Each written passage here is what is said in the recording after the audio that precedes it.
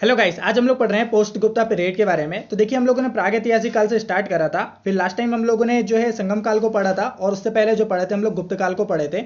इसमें जो हमारा शासन काल था 319 से लेके 550 ईस्वी तक रहा था। और आज जो हम लोग पढ़ रहे हैं ये पोस्ट गुप्ता पीरियड्स को पढ़ रहे हैं। इसको हर्षवर्धन का काल भी कहा जाता है। इसमें हम लोग जो टाइम पीरियड कवर करेंगे वो 606 ईस्वी से जो है 647 ईस्वी तक का कवर करेंगे। ओके, तो देखिए ये वाला जो वंश है ना, इसको जो है वर्धन वंश भी कहा जाता है और पुष्यभूति वंश भी कहा जाता है। लास्ट टाइम हम लोगों ने देखा था कि जो हमारा गुप्त साम्राज्य था उसने फिर से जो है सारे भारत को एक करने की नींव रखी थी। लेकिन जब गुप्त साम्राज्य जो है वो एंड होता गया उत्तर भारत में, तो फिर छोटे छोटे जो है समुदाय, छोटे छोटे जो वंश थे वो भी अपने स्वतंत्रता घोषित करने लगे। लेकिन जो सबसे सॉलिड जो था ना, वो आपका पुष्यभूति वंश था या वर्धन वंश था। तो इसको हम लोग देखते हैं। इसमें जो सबसे प्रमुख या महान प्रतापी जो राजा था वो था हर्षवर्धन, जिसका शासनकाल 606 ईस्वी से लेकर 647 ईस्वी तक चला था। देखिए, इसके लिए जो है आपको भारत एक खोज का 20वां एपिसोड देख लेना चाहिए। उसमें बहुत अच्छे से जो है हर्षवर्धन के शासनकाल को बताया है, वो कैसा, उसको किस टाइप का राजा था, किस टाइप से उसने शासन किया था, और उस टाइम में कौन कौन से चीनी यात्री वगैरह आए थे। बहुत अच्छे से उसमें आपको समझ में आएगा। देखिए, थानेश्वर पुष्यभूति वंश के जो है वो अधीन था, जबकि जो कन्नौज था, कन्नौज जो कि उत्तर प्रदेश में जहां से गंगा नदी होकर गुजरती है।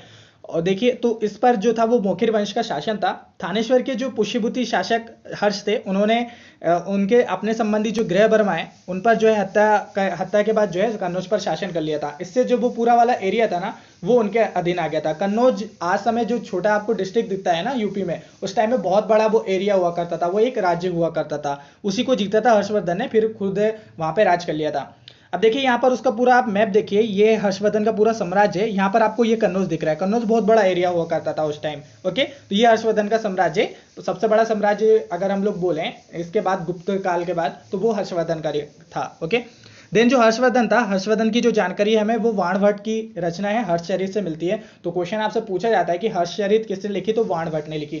देखिए, जब आप भारत एक खोज का एपिसोड देखेंगे तो उसमें जो वाणभट्ट है ना, वो खुद हर्षवर्धन का जो साम्राज्य है, हर्षवर्धन के बारे में जो है एक्सप्लेन करते हुए देखेंगे हर्षचरित के बारे में। ओके, देखिए, नालंदा व मधुबन व बांसखेड़ा अभिलेख से यह प्राप्त होता है कि जो हर्षवर्धन के जीवन व शासन काल है ना, उसके बारे में अच्छे से हम लोगों को पता चलता है। किससे? नालंदा, मधुबन और बांसखेड़ा अभिलेख से। देखिए, चीनी यात्री जो हेनसांग था वो हर्षवर्धन के शासनकाल में आया था। याद रखना है, इंपॉर्टेंट है। कई लोग जो है फायन लगा देते हैं, फायन नहीं आया था, हेनसांग आया था। हेनसांग की जो रचना थी वो सीयू की थी। ओके, ये भी आपको ध्यान रखना है। जब आप भारत एक खोज का एपिसोड देखेंगे ना, तो उसमें आपको हेनसांग बराबर आता हुआ दिखाएगा, और जो हर्षवर्धन है उसकी खातिरदारी करता है काफी। और अपने हर्षवर्धन तो खुद जो था ना, वो एक साहित्य प्रेमी था। वो आर्ट एंड कल्चर को खूब लव किया करता था। बहुत सारी रचनाएं उसने खुद करी थी। तो आप उसको जरूर देखिएगा, वो एपिसोड आपको खूब मजा आएगा। ओके, देन पुलकेशन जो द्वितीय के एहोला भी लिखते हैं, जो कि इसमें 633 से लेकर 634 में बने थे। तो इसमें जो है हर्षवर्धन ने नर्मदा के तट पर जो है चालुक्य शासक को पराजित करने का जो है किया था, उसका उल्लेख हमको ये पुलकेशन द्वितीय के एहोला अभिलेख से मिलता है। हर्षवर्धन ने जो है विशाल सेना तैयार करी थी, जिसमें जो 60,000 हाथी और 1 लाख जो है घुड़सवार थे। ओके, देन बात करें हर्षवर्धन की जो सेना के प्रधान जो थे उनके बारे में एक एक देख लेते हैं। अवंती कौन थे? युद्ध व संधि वार्ता के मंत्री हुआ करते थे। सिंहनाद जो कि सेनापति हुआ करते थे। कुंतल जो कि घुड़सवार सेना का प्रमुख हुआ करते थे। स्कंदगुप्त जो थे वो गज सेना का जो है प्रधान हुआ करते थे। ओके, दिन बात करें, हर्ष ने 641 में चीनी शासक के दरबार में एक जो है राजदूत भेजा था, और राज्य की आय का जो प्रमुख साधन हुआ करता था वो लैंड रेवेन्यू हुआ करता था, जिसे भाग कहा जाता था। तो लैंड रेवेन्यू को क्या कहा जाता था? भाग कहा जाता था।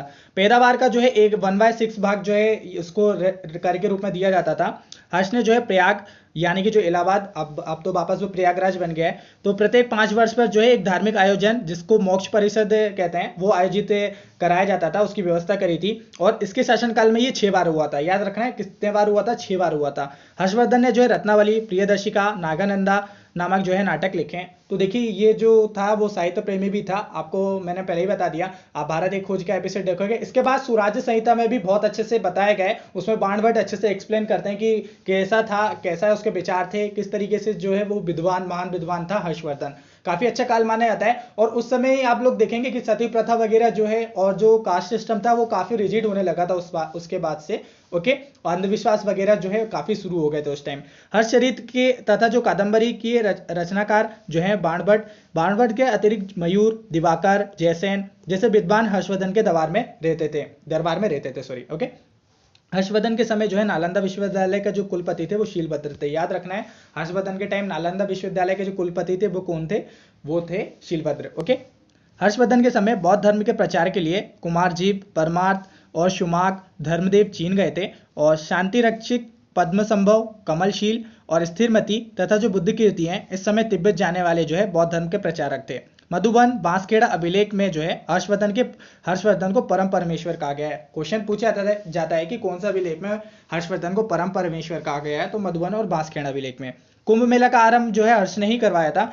आप देखिए कुंभ मेला अभी अपन लोग जो देखते हैं ना, वो प्रयागराज में, इलाहाबाद में, तो ये इसकी शुरुआत किसने करी थी? वो इसी ने करी थी। ठीक है, हर्षवर्धन ने। काफी इंपॉर्टेंट है, ध्यान रखना इस पॉइंट को। हर्षवर्धन ने जो है 643 में जो है कन्नौज में एक बौद्ध धर्म सम्मेलन आयोजित करवाया था। इस सम्मेलन की जो अध्यक्षता कर रहे थे वो भास्कर वर्मन को कर रहे थे, मतलब उन्हीं को ही सौंपी गई थी। ओके। देन बात करें, एक इंपॉर्टेंट पॉइंट है इसमें कि जो महागहार है ये नालंदा विश्वविद्यालय का जो है एक प्रसिद्ध शिक्षा का एक प्रसिद्ध केंद्र हुआ करता था, जहां बौद्ध धर्म के अतिरिक्त जो है वेद, वेदांग, धर्मशास्त्र से संबंधित जो है शिक्षा दी जाती थी। कुछ अभिलेख में जो है शिक्षा से ये प्राप्त होता है कि ये जो केंद्र था इसका जो नाम था वो महागहार कहा गया। महागहार। ओके। मैंने जो 2 एपिसोड बताए सुराज्य संहिता के और जो भारत एक खोज के, उसको देख लेना, आपको बहुत अच्छे से विजन क्लियर हो जाएगा, कोई भी कंफ्यूजन नहीं होगा। और बेसिक इंटरेस्ट तो मैंने आपको इसमें बता ही दिया है। ओके। तो आई होप आज जो हमारा है ना ये लास्ट वीडियो था एंशिएंट हिस्ट्री का। ओके। एंशिएंट हिस्ट्री हम लोग अब कंप्लीट कर चुके हैं। अब हमारा जो है हम लोग मिडिवल हिस्ट्री भी देखिए, मिडिवल हिस्ट्री की जो है मैं मास्टर वीडियो बना चुका हूँ, उसमें पूरा मिडिवल हिस्ट्री कवर किया हुआ है। मिडिवल हिस्ट्री से काफी कम क्वेश्चन होते हैं, आपको बेसिक्स पता होना चाहिए, तो आप वो वीडियोस देख लेना। इसके बाद हम लोग मॉडर्न हिस्ट्री स्टार्ट करेंगे क्योंकि उससे बहुत ज्यादा क्वेश्चन आते हैं। ठीक है, तो उसको स्टार्ट करेंगे। तो फाइनली जो है काफ़ी लंबा समय तो लगा, लेकिन हमारा एंशिएंट हिस्ट्री खत्म हो गया। तो कॉन्ग्रेचुलेशन, आप लोग को भी छोटी छोटी खुशी मनानी चाहिए, कॉन्फिडेंस बढ़ता है। ओके। तो दोस्तों के साथ वीडियो अगर अच्छी लगी है तो शेयर करने का आइडिया बिल्कुल भी बुरा नहीं है। मिलते हैं अगले वीडियो में, तब तक के लिए जय हिंद, जय भारत।